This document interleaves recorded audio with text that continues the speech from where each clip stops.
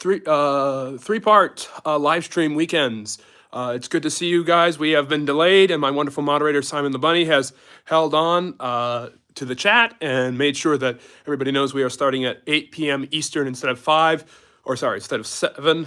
I was at a local school carnival, and because of that, got a little delayed with a couple of obligations there, helping out and volunteering. So we are starting a little bit later today, and this is part 2 of 2 weekend Q&As where we talk about anything you want to talk about, social studies, history related, different topics that you are interested in, that you find fascinating. That's what we do every Friday and Saturday evenings. We like to bring you some history on the weekends. We like to hear your questions, your comments, topics you want to discuss, history subjects that matter to you and that are important to you. And yeah, so it's always great to hear from the community out there and the Friendly Neighborhood History channel. It's as easy to join by liking and subscribing, and then you can become a friendly neighborhood historian.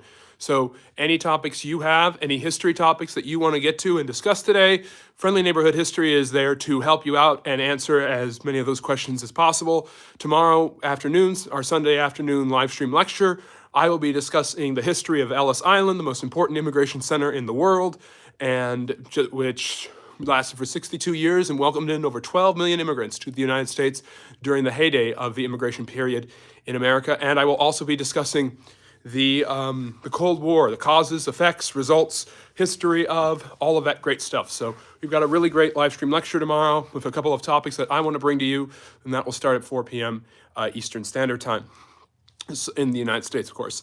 I think like 9 p.m. in Great Britain. And in France. So that is what we are doing tomorrow. We do this every weekend. We started out with live streams back in the summer where we would have Saturday afternoons Q&As, and those would be a lot of fun. People would really, really enjoy those.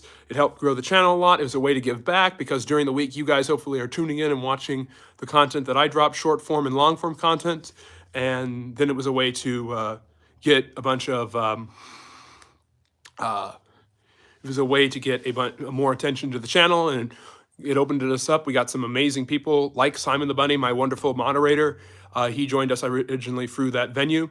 And then we eventually expanded because people wanted to do more Q&As. They wanted more questions answered, more historical topics discussed and analyzed. So we added Sunday afternoons as well. And recently, we have added our third live stream, which is Friday evenings. So Friday evenings and Saturday evenings, it's a live Q&A. You get to ask anything you want about social studies, history, social sciences, geopolitics, both past and current, present. It's what we do here on the channel. It's what we thrive on and what we really enjoy. So, and that's something that we really like to bring to you and discuss. And on Sundays, it's the live stream lecture, so please check it out. And if you want to be a friendly neighborhood historian, it's never been easier. Like and subscribe. It really helps the channel grow. We're trying to reach 6,000, a legion of friendly neighborhood historians by the end of, oh, my cat's meowing. A legion, 6,000 subscribers by the end of the year. So if you guys like and subscribe, really helps the channel grow, learning more about history and social sciences. And this is the live stream Q&A. Ask me anything about social studies, history, social sciences, all of that great stuff. So let's see, what have we got in chat? We've got nice facial tattoo. Yes, I decided to embrace my inner Spider-Man. Obviously, he is Friendly Neighborhood Spider-Man. This is Friendly Neighborhood History, so we decided to go very thematic today. Which political elites fully represent the working class? Oh, Simon, you're throwing a barn burner in there just to start off, and we've barely even begun. I'm not sure. I think it's an ironic question with a little bit of humor and tongue-in-cheek. Political elites, generally speaking, do not represent the working class. And if you study the history of the proletariat, of the working class, from any lens, through a capitalist lens, through a globalistic economic lens, or through a Marxist lens, political elites are very good at not representing the working class, whoever they might be.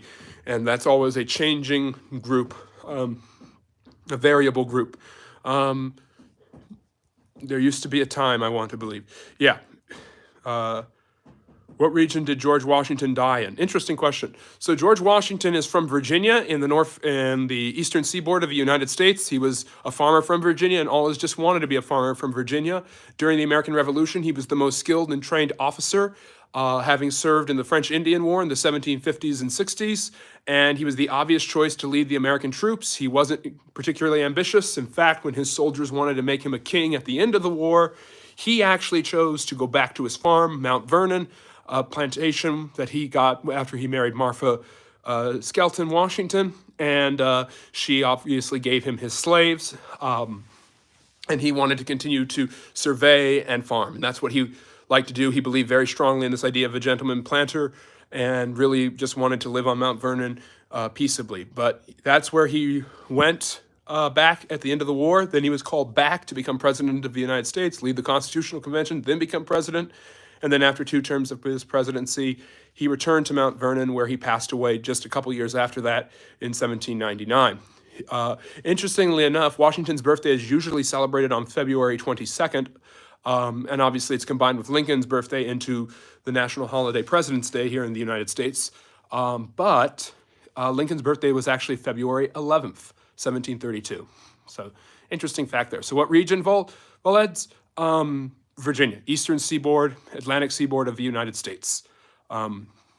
Simon is saying, thanks to your channel, Friendly History, I learned today that stained glass windows were originally created as an educational tool to help illiterate people understand Scripture. Yes, we do.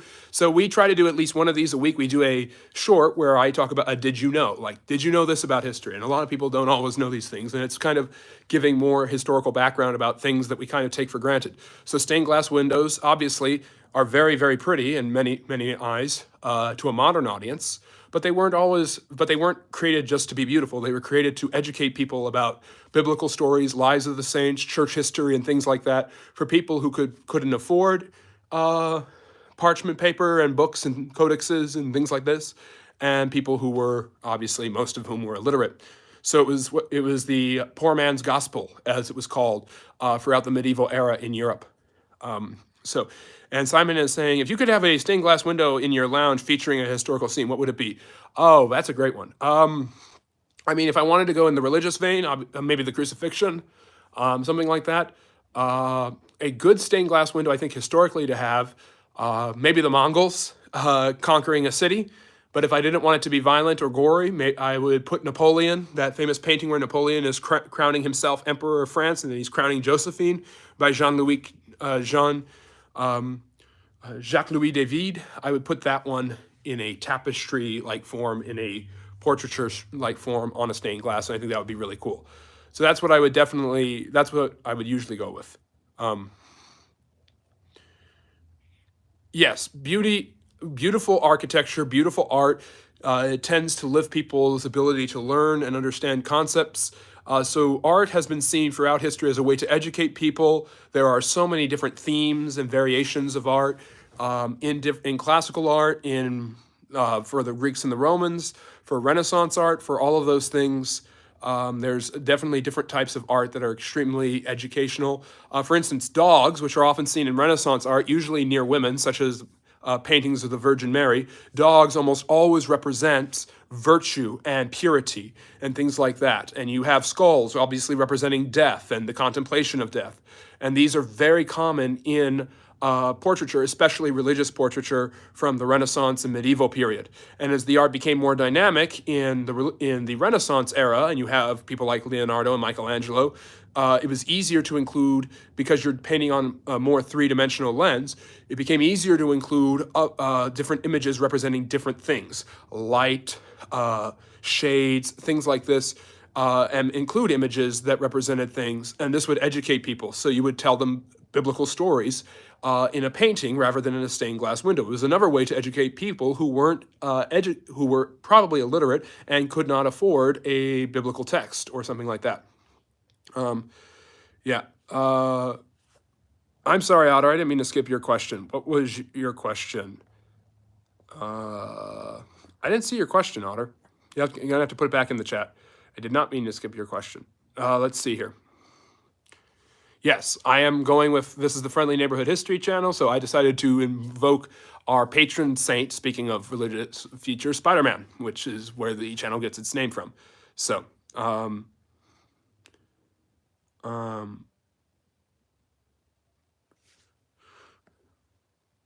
anyways, am I missing parts of the chat because I'm not because I did not see any of this. This is very odd to me. Anyways, anyways, if you enjoyed what you heard and you enjoyed what we're talking about, remember, this is the Friendly Neighborhood History Channel. This is our live Q&A. So if you have a question or something you want to learn about history, drop a topic in the chat, and I'll be sure to get to it as soon as possible. This is what we do every Friday nights and Saturday nights. A way for you to enjoy your weekends is to learn some history and ask some history, and that's what we do Friday and Saturday nights. So if you have any questions or comments or topics you'd like to bring up, Alex Andre's asking, who is the most attractive historical person? Probably Alexandre Ebradals, I'd say. I'm just kidding a little bit. But basically, again, beauty. I did a video today talking about the Emperor Tiberius, whose birthday it is. Tiberius would be 2,066 years old if he was still alive today. So happy birthday, Tiberius. But Emperor Tiberius's mother, Livia Drusilla, was considered the most beautiful woman in Rome, and she was able to seduce her husband, who was a high-ranking general, and then while married to him was able to get with Octavius Caesar, who obviously became Augustus, the first Roman emperor. So she was considered the most beautiful woman at the time. There are many examples of this through history. Helen of Troy is one people would think about. She didn't necessarily exist. I would say that a lot of the women that we think of as the most beautiful in history, Cleopatra is another example, are more cunning and are able to use guile and perception and their wit in order to gain power and influence. It's not just that they're very beautiful and attractive. Perhaps they're able to depict themselves in such a way that they can appear more attractive and more beautiful, using their wits and their charms to make themselves look as attractive as possible in order to get the attention that they may desire or need from the men around them. Cleopatra was able to do this with Julius Caesar and later Mark Antony. Interestingly enough, Cleopatra had cosmetologists around her all the time who painted her, literally, to make her look as beautiful as possible. She had tattoos and things like henna put on her that would make her look more appealing based on the circumstance she was in. So the Egyptians, who believed strongly in makeup, especially for their female pharaohs, but also for male rulers and upper-class males, really utilized that as a way to make their rulers more attractive, more beautiful, and make them look more godly and holy. So there is actually a huge market for that, of who is the most beautiful, who are the most attractive people in history. And obviously, if you look at talking about art and portraiture, if you look at Renaissance, medieval portraiture, things like that, most of the time, monarchs, royals, high-ranking people who are depicted, they depict them to make them look as attractive as possible. They're not going to make them look ugly or unattractive or disgusting. They're trying to make them look as good-looking as possible. So something that's really interesting in history is what's called the Habsburg chin. The Habsburgs were a family that ruled over Austria, the Holy Roman Empire, Spain, the Spanish Empire for a while, and they were really influential in the early modern period in Europe during the Protestant Reformation and the Renaissance. And the Habsburgs, because of interbreeding and intermarrying amongst their families, had a lot of genetic deformities, both physically and mentally, and their chins started to become more and more jutted out, kind of like a Jay Leno, I guess you could say, and it got worse and worse over time.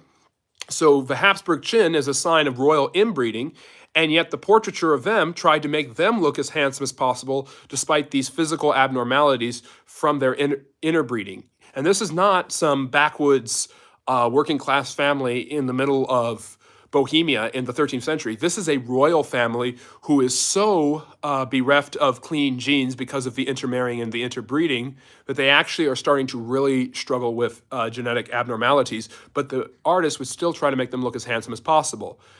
Sculptors did the same thing. Augustus, Livia's husband and the first Roman emperor, was usually depicted by sculptors as the god Apollo. They wanted to make him look youthful and handsome even when he got older. But again, when you see a sculpture of somebody from history and you think it makes them look attractive, take it with a grain of salt. They're trying to make them look more attractive than they are, especially if this person is a high-ranking nobleman, official, or ruler. So who is the most attractive person in history? I can tell you who used their looks and charms in order to manipulate the people around them and get things done, and who were very effective at it. But I would say that women who we think of as beautiful were probably very good-looking, but were also able to emphasize their good looks using their wits, charm, and intellect. So an interesting question there. I appreciate that, Alexandre. And if you appreciated what you just heard, and you appreciate learning about art and history and the history of art and things like that, and all things social studies and social sciences, like and subscribe helps the channel grow. Becoming a friendly neighborhood historian is as easy as that. Is there validity that the current Democratic Party does not fully represent working class? Some argue that representation ended after JFK. Thoughts? Yeah, I don't know where I stand on that. I don't want to get too much into the politics. We did a lot of political analysis during the campaign, during the recent presidential election, because I saw the historical implications of everything going on and wanted to get as involved into that as possible. But Otter, I really appreciate that question, and I would say that there seems to be a paradigm shift in American politics probably over the last decade, where the Republican Party, traditionally seen as the party of wealthy business interests, military corporations, and more interested in finding ways to benefit the wealthy, have started to speak as though they are the voice of the working class, whereas Democrats seemingly are paid consistently with the idea of the limousine liberal, a Democratic politician who is seen as a hypocrite, who talks about helping the working class, but lives a luxurious lifestyle and is kind of elitist and almost talks down to the working class. And I think that's been exacerbated and was exacerbated in the 2024 election. What made Joe Biden a popular candidate when he won in 2020 was the fact that he was able to get working class voters to go back to him after those voters had abandoned Hillary Clinton for Donald Trump in 2016. Kamala Harris has a lot of things going for her. Appealing to the working class is not one of them. This is a woman who has spent her entire life in the public sector, in white-collar professions, making a lot of money. I'm not saying there's anything wrong with that, by the way. I am saying that working class people whose families have voted Democrat for decades, believing they're the blue-collar family, all the way back to JFK, FDR, and these other people, seemingly have felt abandoned. I wouldn't say that abandonment is after JFK, Otter, but I would say that a lot of people might feel that way with President Obama, Hillary Clinton, the Clintons. They have stopped seeing the Democrats as speaking for them, and they see the Democrats as speaking for those same rich business interests that the Republicans did.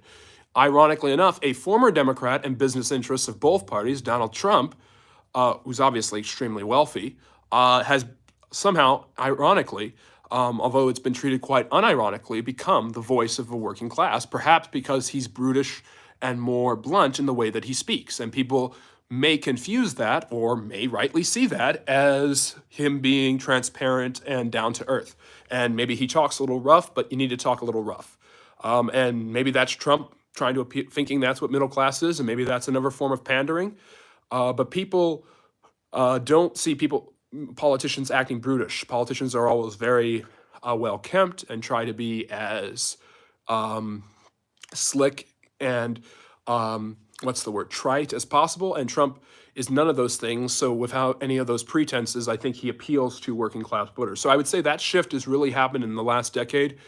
And it's interesting how Trump has been able to capitalize on that in America. Yes. Simon, Tiberius was born on November 16th. Yes, Tiberius was a successful emperor. A lot of people look at Tiberius and they think of Tiberius, and if they know anything about him, they think he is cruel, vindictive, and debauched. And all those things are true. But if you look at Rome during the time of his reign, Rome was actually pretty stable. The borders were secure. He administrated very well, and he actually left Rome in the surplus. He was able to handle money pretty well, which for a Roman emperor, if you look at the history of the Roman emperors, most of them were terrible at handling money. But it's interesting, ironically, some of the worst despots in Roman history were actually pretty good with money. Tiberius, a later emperor in the 1st century named Domitian, and Diocletian were all pretty good with money for the most part, at least during their reigns. Diocletian devalued the currency, which eventually led to chaos for the Roman Empire. But a lot of Roman emperors were actually pretty terrible when it came to handling money. But despots who were known for being pretty cruel and cutthroat were just the same way and just as miserly when it came to finances. And so Tiberius left a surplus for his equally debauched nephew Caligula, who didn't have any constraints whatsoever, to basically blow through it in his 1,000-day reign of chaos. So Tiberius, obviously reviled by early historians who wanted to make the Julio-Claudians look bad, Tacitus and Suetonius, writing for the Flavian and Nervan dynasties in the late 1st century, early 2nd century, kind of wanted to lampoon all of them except Augustus. But recent historians looking back on Tiberius have found that, yes, he did have these, obviously, these character flaws. I'm not saying you'd want to be friends with Tiberius. They're not saying that either, but that he was an effective ruler. So interesting things. And also, Tiberius kept getting slapped around by Augustus. Augustus never really liked him, and it never really explains why. And he thought he was weak, but he used Tiberius as his main general to defeat the Germans and all sorts of other different enemies. And so basically, Tiberius served for decades as Augustus's errand boy. And finally, right before Augustus died, he made his stepson his heir. And then the rumor is that his wife poisoned him so that Tiberius could become emperor before Augustus changed his mind. Steph's asking about the Mongols invading the Japanese.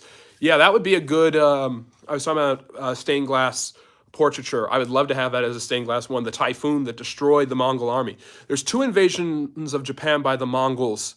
Kublai Khan, who is one of the greatest rulers of all time, was the Mongol emperor who basically took over China and created what's called the Yuan dynasty. And the Yuan dynasty was the Mongol dynasty that ruled China for about a century, from about 1260 to about 1360.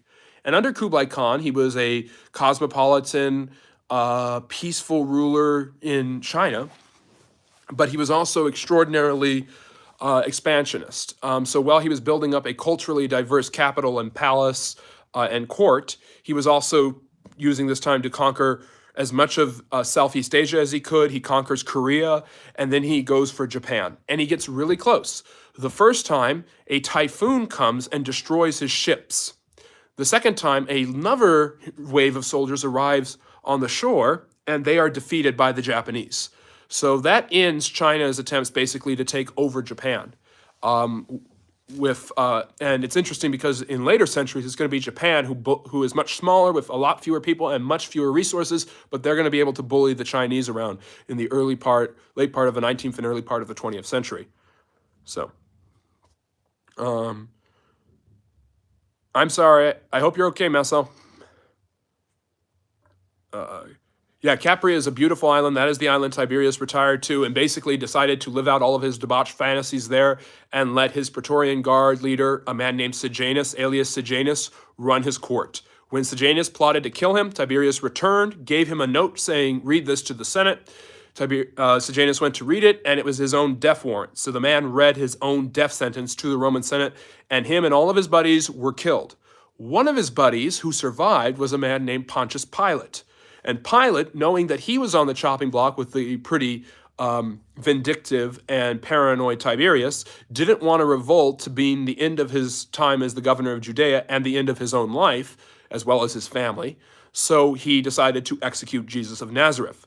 So that story, which is obviously far more religious in its tones, is directly connected to the Roman Emperor Tiberius, who is the emperor during the time of Christ's ministry. So interesting stuff there. But yeah. Probably, you're probably right. The debauchery probably was equal. Otter's asking, whose policies do you think led to the Great Depression the most, Hayes or Coolidge? Hayes wasn't president. Are you thinking of Warren Harding? There's several different causes for the Great Depression and why it happened. Buying on margin is one thing. So the policy of allowing stock lenders to buy on margin and not being able to pay it back is a huge issue. 2, the austere money policy, where the Federal Reserve did not increase the money supply despite the growing economy. 3, people not paying, the margin thing. People taking out way too much on credit and not being able to pay it back. And then if their business fails, their farm fails, their real estate investment fails, they have no recourse to pay that back. And again, the austere money policy means there's not a lot of money in the banks. So when the markets start to collapse, like with Black Tuesday, October 29th, 1929, when the stock market crashes, and that's the beginning of the Great Depression, it leads to a domino effect where people, knowing that the markets are crashing and their investments are crashing and the value of the companies they work in are crashing, make runs on the bank to get as much of their money out of their savings as possible before the banks can't give them any money. The banks run out of money and are forced to close, meaning people just lose their savings overnight. They lose all of this money overnight. People call in loans from other people that they can't pay back, and because businesses are trying to do this, lenders are trying to do this, those companies collapse because they can't get the money that is owed to them. So you have creditors going bankrupt, you have loan companies going bankrupt, you have regular businesses going bankrupt, and you have people not being able to get money from their banks because there's not enough money in the banks.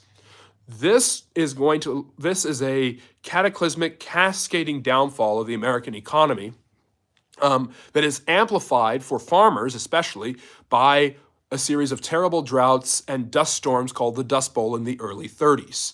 So basically, Harding and Coolidge had approached in the 20s this policy, a laissez-faire approach to the economy. Now, a lot of people think that laissez-faire capitalism is what conservatives and libertarians and the United States want, where basically the market is allowed to do whatever it wants. The government does nothing. There is no regulation or control of a nation's economy. And at the end of the day, people basically do whatever they want, and to hell with them if they can't succeed. That's not really true. Laissez-faire capitalism does say the government has basically no involvement in the economy. I don't think laissez-faire capitalism has ever existed. I don't think, like Marxism, it's diametric opposite in its purest form. I don't think either of them can fully exist in an economic system. I think laissez-faire capitalism has never really existed. The 1920s was the closest the United States ever got to that, because basically the government cut ties to regulations, they cut taxes immensely, and they basically prioritized businesses. Calvin Coolidge said, "He who opens a business opens a temple." He said the business of America is business. For a guy known as Silent Cal, he's definitely got some really pro-libertarian Javier Milei-like phrases. Harding cut capital gains taxes and other taxes, and the cutting of the tax rates actually led to an increase of the tax revenue. So I don't want to blame Harding for that, and we don't know what Harding would have done had he lived. Coolidge is definitely far more blasé about this, and I don't know if Coolidge does anything that immediately causes the Great Depression. I think in some ways, although I don't like to use the term inevitable, there was a level of inevitability about the Great Depression by the mid to late 1920s. So anyways, that's a really great question. But yeah, that's where we are. UFO Bigfoot thoughts, David Sims. Here's an interesting, I don't know, I don't speculate on that too much on the channel. I don't see a lot of evidence for Bigfoot or a Big Feet family, really. I think that all the historical footage and things like this could easily be manipulated. Who knows? If there are cryptid animals walking around, there are very few of them, and they have very limited resources, and they are clearly, I think there'd be a lot more evidence for them. UFOs are what they are. The vast majority of UFOs were identified in one way, shape, or form. I forget the name of the commission that did UFOs, but basically now the government is admitting there are unidentified flying objects, and there have been since the 1940s, that are not government warcraft that cannot be properly identified.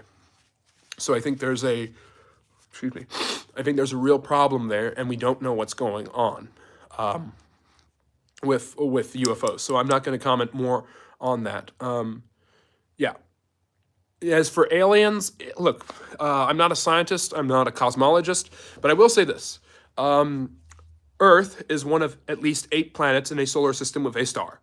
That star is the sun. The sun is one of billions of stars in the Milky Way galaxy. The Milky Way galaxy is one of billions of galaxies in the universe, which is expanding, as is probably our understanding of it is expanding.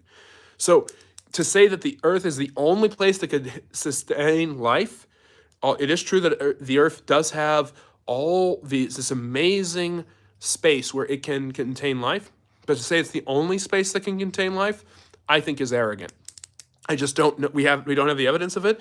There does seem to be some evidence that Mars could have had life due to water and deposits, and the way Mars actually became red through oxidization, which would be caused by water, meaning that there could have been life on Mars, to answer the David Bowie song, means that's just in our solar system. That's before we even get to the asteroid belt. That's a non-gaseous planet. So we have no idea if there is alien life out there. If there isn't a huge amount of evidence that they visited Earth. Who knows? But I would say, interestingly enough, we have this idea about aliens. Maybe everyone always assumes that aliens are highly advanced and have visited Earth. We aren't able to visit them. We aren't able to get to Mars. which is the next closest planet that we could get to. So how are we, maybe we've been assuming it wrong, and different alien species in different areas of the galaxies are just as ancient as we are and have just the amount of technology that we do, and maybe they're not able to get to us. Maybe they're still trying to get to the next planet over to them. Maybe they've barely gotten to their moon. Maybe they're in a similar parallel to us. Maybe their species is different, but to assume that all aliens have superior technology is something that just seems to be an X-Files sci-fi thing. There's no evidence of that. It's Arthur C. Clarke on steroids, the idea that the aliens have all the upright technology and will make us better because of it. So, anyways, excuse me. My nose is running a little bit. It was cold and at the festival, so I'm a little sniffly. How did the Japanese occupy China? This is a great question, getting back to the history from Underboss. So they didn't occupy China. Neither did the British, but in the late 19th century, the Europeans kind of carved up spheres of influence in China.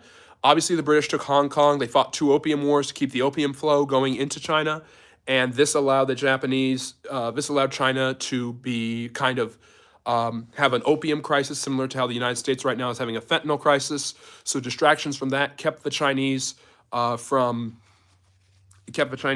having a vibrant economy or an ability to fend off the influences and the oppression and basically the economic charlatanry of European countries. And so by the late part of the 19th century, you've got different European countries, Germany, France, Russia, and Great Britain, carving up spheres of influence.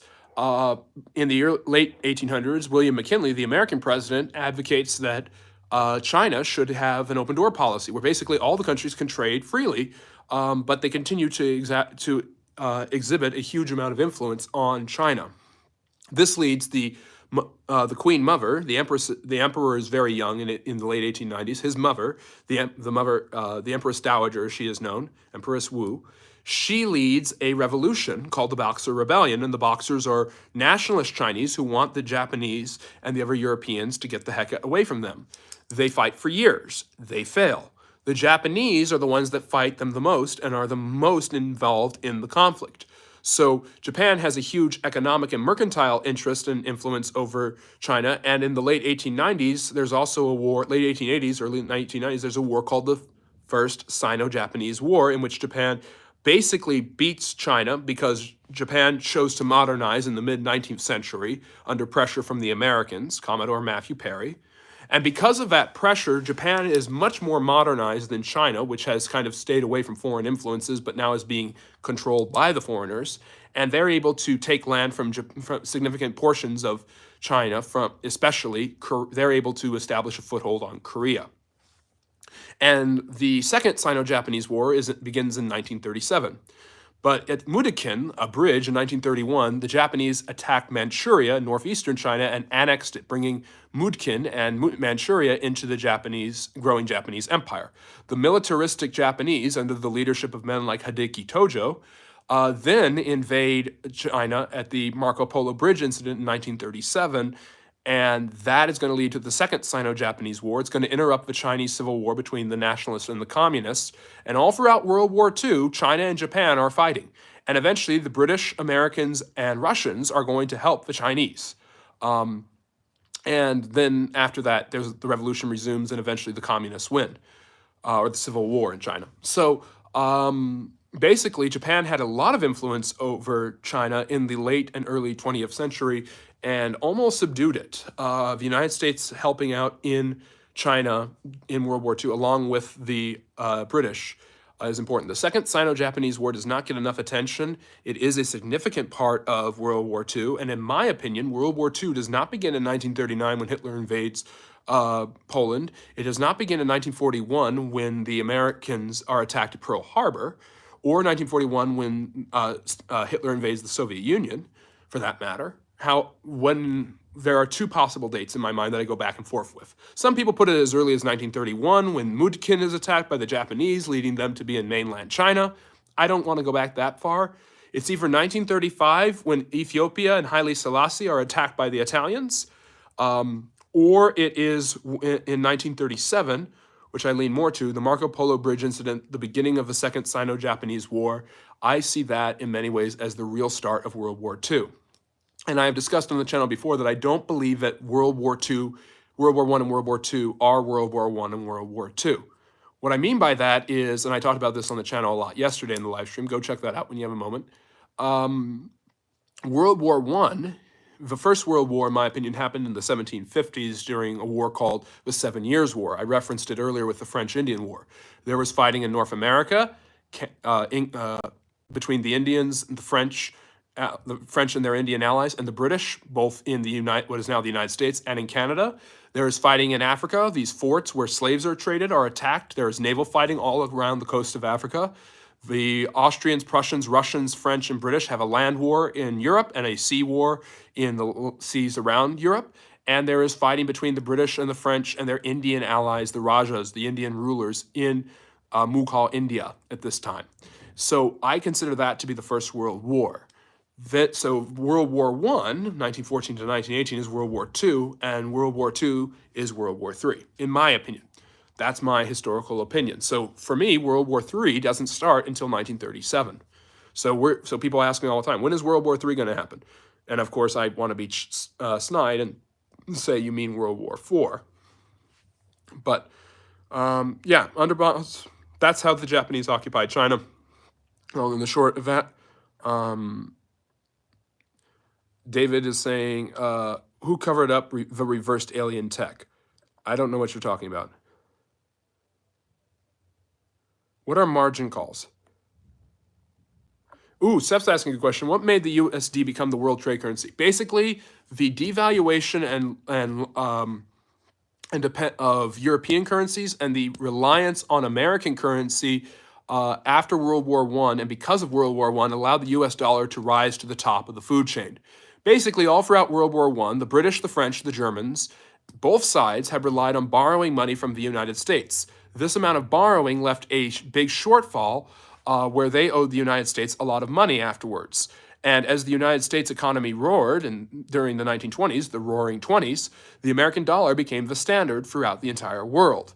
Now, at that point, the American dollar was backed up by the gold and silver standard. Franklin Roosevelt, to ease the currency flow into the banks to restabilize them during the Great Depression, when he became president in 1933, created a policy of taking us off the gold standard and relying on the silver standard. This allowed more money to be printed, but devalued the currency. Richard Nixon took the United States off the silver standard in the early 1970s. So the US dollar, because of World War I, because of all the borrowing from the Allies, or I should say World War II for me, the US dollar became everyone was borrowing it, everyone was relying on it. American business is much stronger at the end of World War I than any of the other countries in Europe.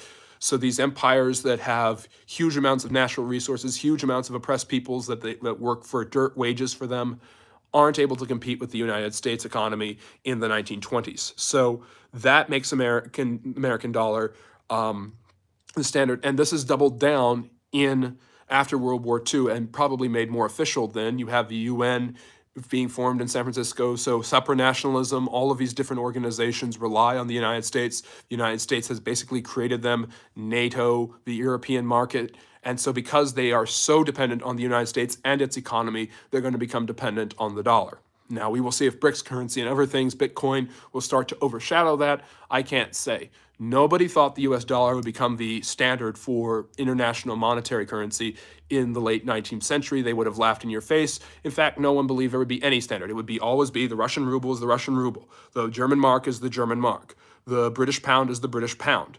Interestingly enough, the pound comes from a pound of silver, and because the British Empire was so big before the Americans got the advantage in World War I and especially World War II, the British pound was the standard because the British had the largest empire. So more often than not, the British pound would be recognized as the most powerful currency in the world. But a standardized currency really doesn't exist until the US dollar. Otter's saying, I think you said you were a history teacher. Do you make it a point to teach forms of economics to your students? Seems that subject has been lost. Thoughts? Yeah, I've taught economics in the past, like as a subject individually, and I think that it's absolutely. I'm a social scientist. This is what this channel is. This is what Friendly Neighborhood History does. History touches on social sciences, economics, political science, psychology. I've talked about all of these things on the channel and in videos of mine, and I talk about them in classrooms when I teach as well, and with students in the past and the present. So the truth of the matter is, yes, Otter, economics does play a huge part in our history ever since the ancient Mesopotamians had a bartering system through the feudal age and the feudal economics, all the way down to modern economics, capitalism and socialism and things like that. These have a certain value, no pun intended, historically, and so they need to be talked about and taught historically. And I talked about on the channel yesterday the history of inflation, basically, and where inflation comes from, and how the Chinese solved inflation. The Song Dynasty in China solved inflation by basically creating paper money.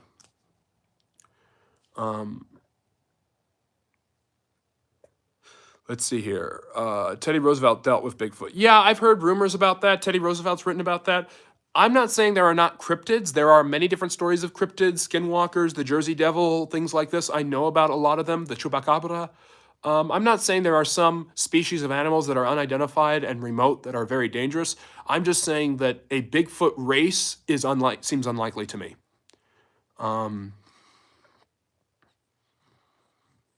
Yes, Simon, you're correct. Neil is incredible. And again, we don't know if another species would require oxygen and water the way we would. We know that sustains plant, animal, and human life. But again, we assume that the aliens are going to exist on the same things. Maybe alien species in different parts of the universe rely on different chemicals, different elements, and different conditions. We don't know. So that means that's even more likely that there is life on Mars or life elsewhere. Congress just released a report on UAP. Yeah. There's basically, Congress is basically saying there is stuff that is alien, meaning we do not know it, we do not have it. All alien means, we talk about illegal aliens. Aliens are people or things that are not from this area.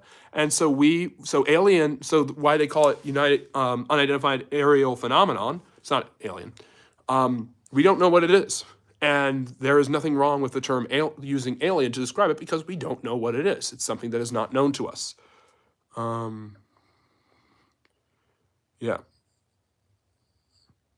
Yeah, David, I think that it's going to be known long before 2627. Or you mean by year 2627? It could be. I think it's already starting to come to fruition. You have U.S. senators basically admitting what no U.S. senator would have admitted 60 years ago. Yeah, Underboss, that's what I'm here for. It's what I do. Underboss is really appreciating us talking about the history of China and how China was oppressed by the Japanese in the late 19th and early 20th century, and especially in World War II, which I consider to be World War III. And if you like learning about history and you like learning about the world wars, or you like learning about Asian history, like and subscribe. This channel talks about that stuff all the time. And come back for our live stream lecture tomorrow. Simon is asking if my wonderful moderator, Simon the Bunny, who's been doing a great job monitoring the chat, is saying, if that is the case, then your future prediction will be a historical fact, and we may be talking about you, David, on here. Yes. Yes, this is a big one. Looking to the future has a huge impact on history. Is time linear? I can't say what time is, and what is time like? I can say that time is linear from a historian's perspective. It has to be linear. A historian cannot say, what is time like before, or are we in a loop? David, Hitler built Dead Glock. I don't know what that is. So you're going to have to educate me on that. Sarah Koo is asking, can you do a recap on Stalingrad? Great question. So Stalingrad is a city. I forget the name of it now. It's obviously not called Stalingrad anymore since the fall of the Soviet Union and the destruction of Stalin statues and things like that. But basically, Stalingrad was built in the 30s. It was a city. Stalin is not his real name, by the way. Stalin was a Georgian man. His last name was extremely hard to pronounce. I can't remember it right now. But Stalingrad was a city that was built by Stalin, the man of steel, during his efforts it's called the 5-year plans, to rapidly industrialize and mechanize the Soviet Union so they could achieve a pure communism that he believed they needed to do. And in order to do that, he built a city where people would basically live to produce machinery, work in factories, and build both military, paramilitary, and non-military mechanized equipment, so that you could have a real working class running the means of running the factories, not owning the means of production, though. And that was what Stalingrad was. It was a city built by Stalin in the 30s and populated by people who were basically forced off of farm life or forced in from other areas or migrated in from other areas to work in these factories, creating different products and goods and making sure that Russia caught up to the West when it came to iron, steel, and coal production, which they did at a very, very heavy cost. These people did not live good or pleasing lives. This was not an advance up. This was kind of a force forward. But basically, Stalingrad in the southwestern part of Russia was one of the biggest targets of the Germans during their operation called Operation Barbarossa, named after Frederick Barbarossa, the red-bearded emperor from the Holy Roman Empire days. And so they invaded Stalingrad. And the siege lasted for 1,000 days, almost 3 years, where basically the Russians were almost defeated multiple times and had to rely on rapid industrialization and mobilization in other parts of the country to back them up. And the entire Soviet Union almost falls completely. Stalin goes into hiding, and some think that he is dead. But he emerges from his bunker to try to rally the nation, and instead of saying save the communist revolution, he demands that they save the motherland. He goes into the nationalism side.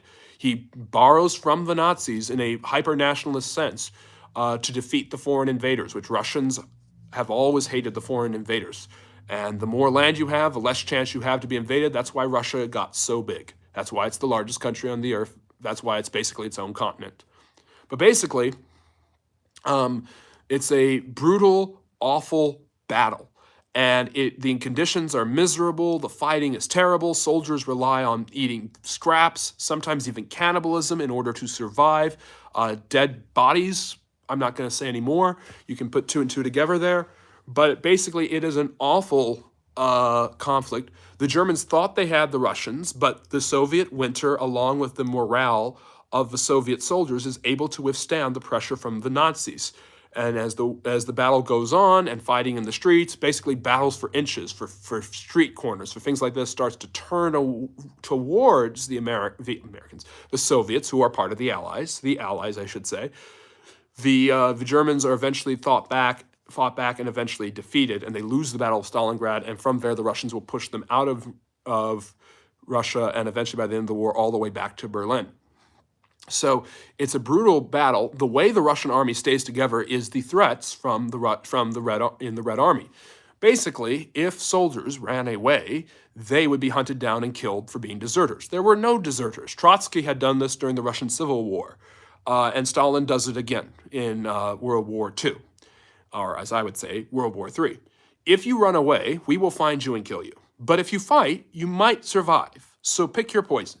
But basically, deserters were shot. Political commissars would stand behind men with guns, ready to shoot them if they tried to run away. This is how brutal the Soviet Red Army was.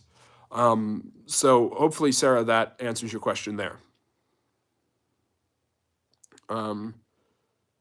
Vietnam and French. What was France doing in Vietnam before the United States became involved? So France takes over what is called Indochina, Southeastern Asia, in the late 19th century, which is interesting because that area of the world had never been colonized before, and it has an amazing history. It had repelled different invaders like the Chinese and the Mongols. Basically, the French had taken over Indochina and made it part of their large empire that mainly included land in northwestern Africa. And in 1940, with France incapacitated after the Germans knocked them out of the war, Japan swoops down and takes over. Japan is extremely oppressive to the Southeastern Asian people, Indochina, Cambodia, Laos, and Vietnam. And a group of freedom fighters led by a man named Ho Chi Minh eventually defeat the Japanese. And not only do they declare their independence from the Japanese, but they also, at the end of the war, declare their independence from the French. The French aren't going to stand for this, so they go in for another war that lasts 9 years. The Vietnamese use guerrilla tactics and other warfare skills that they will use later on with the Americans to eventually defeat the French. The US gets involved not because they want to help the French, but because they're worried about Ho Chi Minh and communism spreading to Vietnam as it has already spread to China by the early 1950s, and of course North Korea. And despite the fact that the Americans were war weary after North Korea, they're very concerned about communism in Vietnam, Cambodia, and Laos, thinking that all of Asia could become communist if they're not careful, which is the largest continent with the most people. So they feel outnumbered, they feel pressured, and so they're going to go in and try to help the Vietnamese who are not communists, and this is going to lead to the division of North and South Vietnam and the Vietnam War. So hopefully that is the answer. Hopefully, Rick, that's a good answer. David says, looks like there is a ghost standing at your TV, potentially Chinese, can't tell. What? And you said Halloween's over. Yeah, I am. It's not Halloween. It's not my outfit. I wasn't this for Halloween this year. I was chimney sweep. This is me embracing the friendly neighborhood, Spider-Man, friendly neighborhood history. So, but good to see you, Running Man. Always good to see you. Interesting. Yeah, I'm not saying there's not species like that, Underboss. I'm just saying I don't know what they are. And there's a lot of legends. Native Americans have incredible legends about different cryptids and skinwalkers and things like that we just don't know about. Interesting. Yeah. Basically, the 900-day siege, it was pretty awful.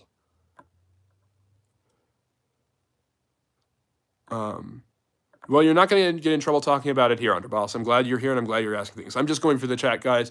If you're enjoying what I'm talking about, if you enjoy learning about the history, like and subscribe. It really helps the channel grow. I really appreciate everyone's discussions. We've had a lot of good fun in the chat today. I wouldn't say that, Rick. Let's see. Seth is asking, what did the world call these years before AD? They surely didn't call it BC.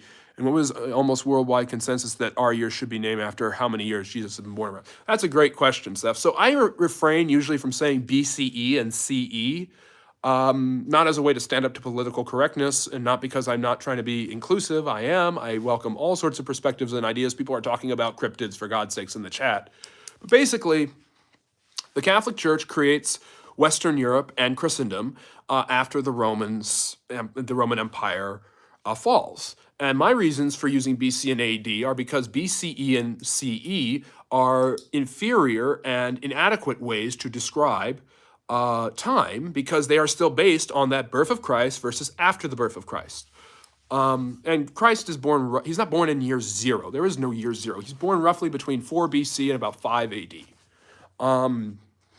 And so, so the terms obviously come from the Catholic Church, which obviously sets up the Western system, which sets up the United States and Great Britain, which has a disproportionate amount of influence and effect on world history. And that's why a lot of people use BC and AD, and seeking to sanitize it from religion have gone to BCE and CE, even though they're based on the same dates, which is why I don't normally use BCE and CE. I'll use it sometimes in videos, but I go back and forth. I find them interchangeable, and I would like to find it on a different scale, like a different, like name your years after something different. For instance, in Islam, the years are selected after the basis of when Muhammad supposedly received the Quran from the angel Gabriel, or began to receive the Quran. In Judaism, the years go back all the way to the founding of the earth. At least that's what I believe it is. But basically, understanding that the disproportionate amount of influence that Christianity and Catholicism in particular had on Western Europe, you can see there was a development of a calendar under Pope Gregory, and that calendar, which is an extraordinarily accurate calendar, the most accurate calendar in history, replaced the Julian calendar in much of Western Europe and, of course, the United States. And they decided to say BC, before Christ, and AD, Anno Domini, the year of our Lord. It is not after death, like after the death of Jesus of Nazareth. But basically, that is why we've used BC and AD. I don't know what they used before. Many times, like with, I mentioned the examples of Islam and Judaism, they would use it based on when creations originally happened, based on certain religious identifications, just like BC and AD. They wouldn't have referred to it as that. The Jews in the time of Jesus wouldn't have known BC or AD. Jesus didn't know about BC or AD. So it's a retroactive application that is based on a very accurate timing calendar. So that is why Neil deGrasse Tyson, by the way, who we've talked about before today, uses ABC and AD, although he is not religious at all. Yes, and by the way, if you guys are enjoying what you're learning, more than liking and subscribing, follow me on the social media handles that my wonderful moderator Simon has put in the chat. Seth, I hope that answers your question. Let me see. What do you want answered, David? What am I not answering? We are almost at the hour mark, so we're going to be wrapping up soon. Yeah, and there we are. We have fully caught up to the chat.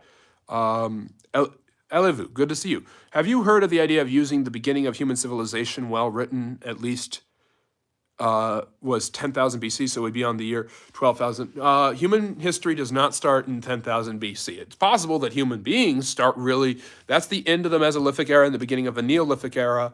But really, the first cities don't emerge until about 3000 BC in Mesopotamia, in the land between two rivers, which is what Mesopotamia means in Greek. But basically, in the Neolithic era, you have the developments of cities, and you have the keeping of business documents and tax documents that becomes known as the basis for human history. History begins when people live in cities and write things down. And those accounts are our basis for history, and that's between the years 5000 and 3000 BCE. See, I used BCE that time. So I don't know if I want to use that basis because human beings existed before 10,000 BC, and I like having that prehistory, those definitions for history, so that we can talk about prehistory. And that's helpful for us to understanding how do we learn about prehistory. We learn about prehistory through artifacts and art rather than relying on written records. And it's true that for the ancient Mesopotamians and different groups, the Egyptians, we rely on a lot of architecture because a lot of what they wrote down was actually carved onto walls and buildings and on clay tablets called cuneiform. But those writings are how we study the history of the ancient peoples till now. And those non-writings, but those art depictions or those use of different tools or things like that is how we use to analyze history for what we call prehistoric peoples in the Mesolithic and Neolithic eras before the creation of civilization in Mesopotamia. So for instance, how do we know the history of someone who lived 6,000 years ago or 7,000 years ago when there's no real written record for them? Well, when they're not living in a city. They may be living on a farm or in a group of farms or in a small settlement. Or they may be a nomad traveling around, like most early humans were nomads, going from place to place, looking for food, shelter, and something warm to eat, and something warm to wear. Well, how do we know anything about them? We know about them because of their art, cave drawings and things like this. Lascaux in France is a great example of this. We know about them from radioactive dating and their remains, bones, Neanderthal man, for instance. But we also know about them because that's in a very interesting way. We look at their artifacts.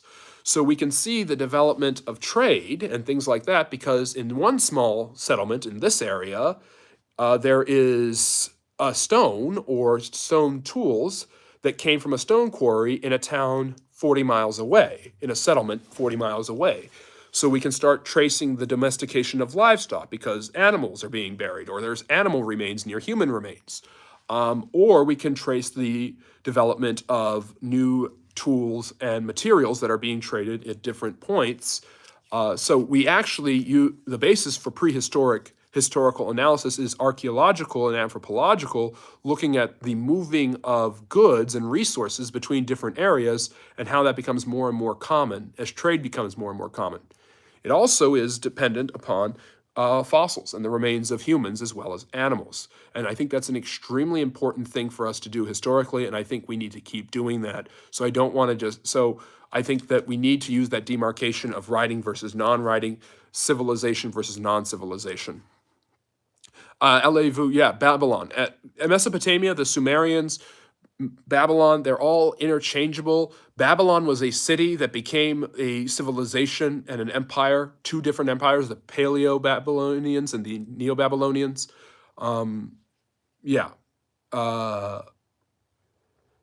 So Seth, you always do a great job of answering questions. Even if you don't know, it's at very least you have even if you don't know, you have at the very least you have the humility to say you don't know. Yeah, I know what I don't know. I mean, that's what we talked about George Washington at the very beginning. I guess we're talking about him at the end. And the thing I admire most about George Washington as a leader is Euphrates and Tigris, by the way, Simon.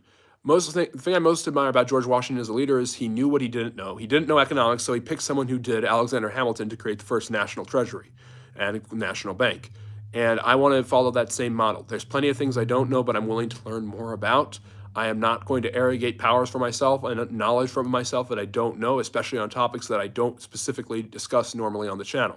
But I'm glad that people come here and they ask those questions. So I'm not going to go on and on and on about something I don't really know. It's not my style. I don't like to do it. I think it's insulting. And I've been wrong about a lot of things, and I have been fact-checked, and I appreciate the fact-checking because it makes me a better historian. Now, there are times people have fact-checked me, and that's backfired on them because I know a little bit more than they think I know. But at the same time, there's plenty of times when I've actually been corrected. I mean, one of the most embarrassing videos I ever made was my Olympics series, where I did a video about the 1936 Munich Olympics, when I confused the Berlin Olympics of the Nazis with the terrorist Palestinian terrorism in the 1972 Olympics against the Israeli national team. And I had a lot of egg on my face for that, but instead of, paint. So for me, a huge part of being a historian is being willing to learn things. I didn't know what Unit 731 was. I didn't know we were talking about Japan and China. I didn't know about some of the atrocities that Japan committed against the Chinese during World War II, or what I would call World War III, without this channel. So I've been corrected. Like most Americans, I believe Braveheart was William Wallace. On this channel, I've been corrected on that. I know it's now Robert the Bruce, which the movie doesn't do a good job of showing because the movie is Hollywood. But anyways, so yes, it's my job to be honest and transparent and say I don't know. Yeah, modern day Iraq would be that area. Elivu is saying, what is your thoughts on the giants of Canaan mentioned in the Bible in some measurements of people taller than average? For example, is not just Goliath, but they say soldiers of David who killed. Yeah, that's in the Old Testament. Look, something that people do not understand about the Bible, because the Bible has been so overly spiritualized in debates, both for skeptics and the religious alike, is that the Bible is not extremely different from other ancient texts. The 613 laws of the Old Testament law, the Torah, the 5 books that supposedly are written by Moses, are paralleled with the eye for an eye idea of Hammurabi's code, another Babylonian city-state ruler who creates a code that's supposedly given to him by one of the gods. And so Moses has that parallel there. The Epic of Gilgamesh has Gilgamesh building an ark, or a giant cube, basically, to get his people safe. So there are flood stories throughout the world. There are stories of laws being given by the gods to the humans and contracts made between God and humanity, different gods and humanity. Zeus destroys the world through a flood because humans are eating each other and offering human sacrifices. So those are things that happen in different areas. Norse mythology ends with the Garden of Eden, basically. Probably because of the rising Christian influence in later Scandinavian stories, the Ragnarok story was amended to include the Garden of Eden, where 2 people, a man and a woman in a tree, are able to survive the destruction of the world by the gods. And they're able to start a new life and a new world that is basically the beginning of the biblical account.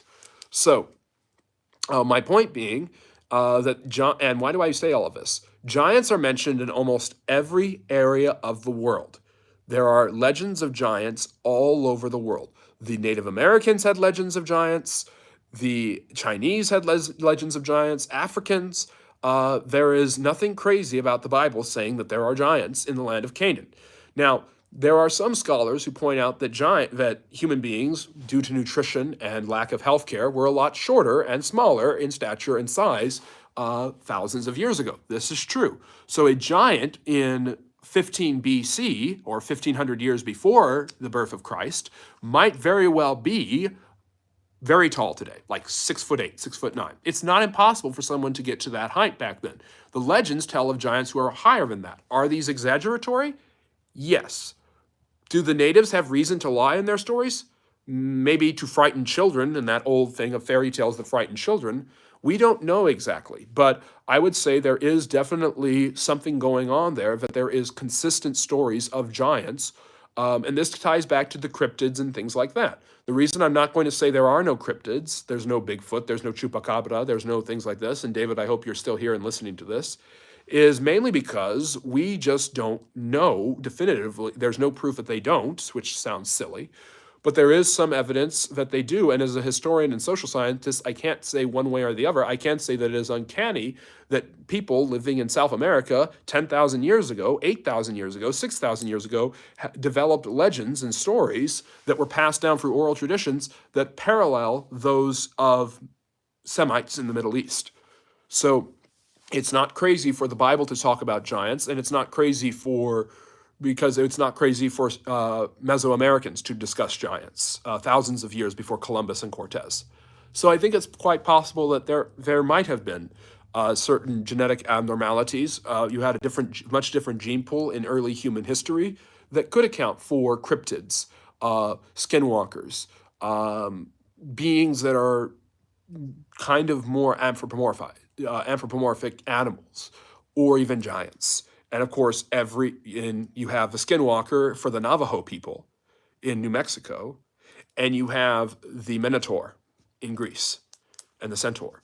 Now, I'm not saying any of these creatures exist definitively.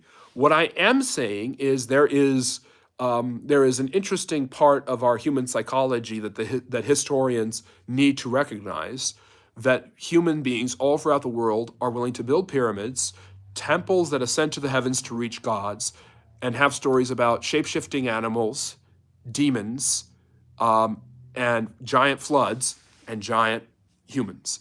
And so with that, Elavu, I think that is a pretty comprehensive answer. I can't say they do or don't exist anymore. I'm saying that there is good oral history evidence that they might have existed in the past, and it's not crazy for the Bible or any other text to say it, because you have corroboration, at least in the sense of legends and myths, all throughout the world. Same thing with cryptids and other types. So I'm not saying Bigfoot exists. I'm not trying to go out on a limb and say any of that.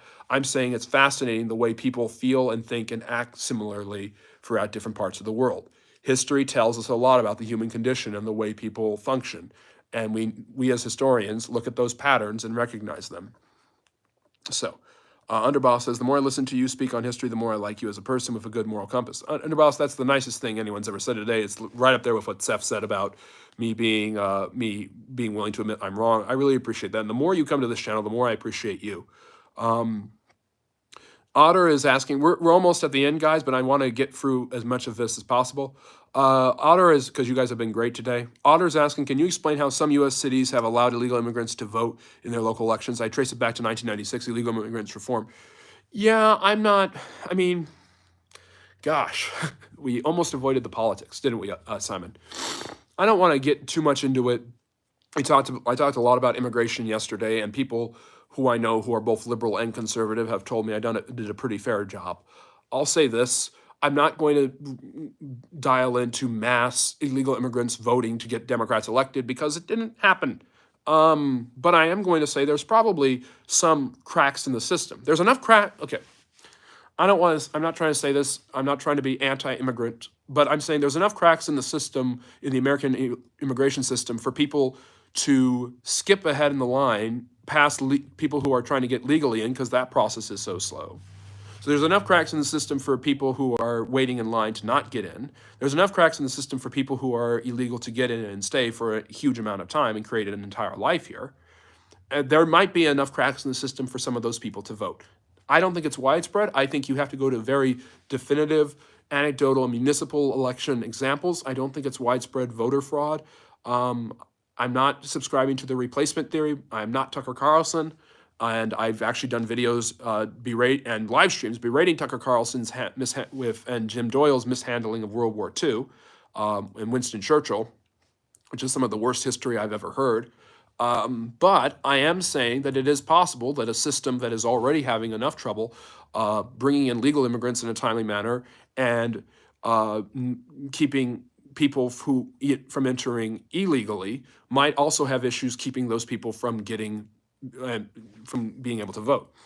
I don't know. I'm not saying it's happening all over the place. I'm saying that the American immigration system needs a lot of reform, bipartisan and fair-minded. I mean, if, in my own personal opinion, somebody who's lived here 40 years and has created a life and has children, does he need to go back to Nicaragua? No. No, absolutely. That just doesn't make any sense to me. Somebody who came here 6 months ago, a little different. I'm not sure. I'm not sure what the exact answer is. As a historian, I don't know enough about the history to say definitively one way or another. I'm saying it's a possibility. And I'm saying it's not crazy to say that illegal immigrants are voting in elections. I'm saying it's a little over the top to say illegal immigrants are voting en masse in elections. So, I don't know what you mean by that, Underboss.